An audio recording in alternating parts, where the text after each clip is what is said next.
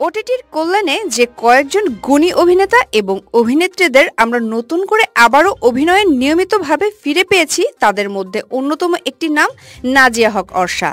শুধু নিয়মিত না, বরং তাক লাগানো একের পর এক ব্যতিক্রমী কন্টেন্টে নিজের অভিনয় দক্ষতা দিয়ে আমাদের মন্ত্রমুগ্ধ করে রাখা অভিনেত্রী হিসেবে ওটিটিতে নিজেকে তিনি নিয়ে যাচ্ছেন এক স্বতন্ত্র জায়গায়।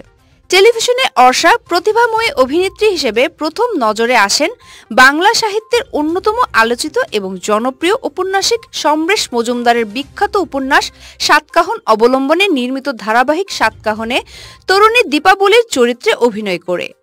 এই নাটকের মাধ্যমে তিনি জনপ্রিয়তা লাভ করেন সব শ্রেণীর দর্শকদের কাছে। শিহাব শাহীনের এক হৃদয়হীনা টেলিফিল্মের তিনি মুগ্ধ করেছিলেন আমাদের।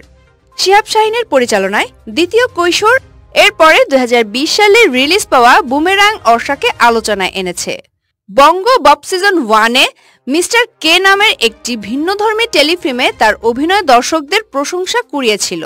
তবে স্বল্প সময়ে উপস্থিতিতে মিজানুর রহমান আরিয়ানের তুমুল জনপ্রিয় নেটওয়ার্কের বাইরে ওয়েব ফিল্মের ডাক্তার তানিয়া হিসেবে তিনি অন্যতম তুরুপের তাস। আবার আশফাক নিপুণের সাবরিনা ওয়েব সিরিজে মেহজাবিন চৌধুরীর পাশাপাশি প্যারালাল চরিত্রে বাজিমাত করতেও ভুল করেননি। সাজ্জাদ খানের সাহস, আবু হায়াত মাহমুদের ব্রোকার, আতিক জামানের জাহান, গোলাম সোহরাব দোদলের কালো প্রজাপতি সব ফিকশনেই নাজিয়া হক অর্ষা নীরবেই চ্যালেঞ্জিং রোলে চমক দিয়ে যাচ্ছে বারবার। কিছুদিন আগেই আরেক জনপ্রিয় এবং প্রশংসিত অভিনেতা মোস্তাফিজুর নূর ইমরানের সাথে বিবাহ বন্ধনে আবদ্ধ হয়ে জীবনের নতুন অধ্যায় শুরু করলেন অর্ষা। ব্যক্তিজীবন এবং ক্যারিয়ার দুটোই সামলাচ্ছেন সমান তালে।